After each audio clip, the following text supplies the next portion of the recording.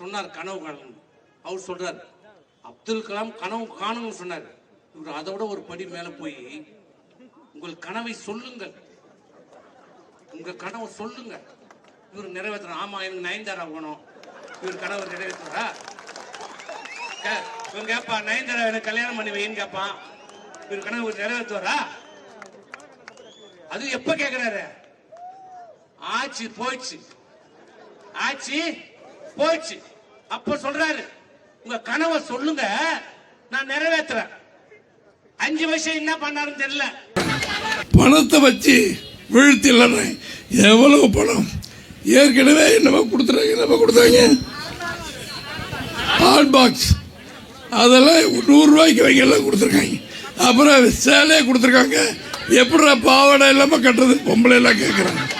அதனால கேவலமான ஒட்டுமொத்த தமிழ்நாடு முழுவதுமே கேவலப்படுத்திருக்காங்க. எனவே நம்ம காசை எடுத்து இந்தியா தமிழ்நாடு முழுவதும் இது மாதிரி கேவலப்படுத்துகிற இந்த ஆட்சி இருக்க வேண்டுமா?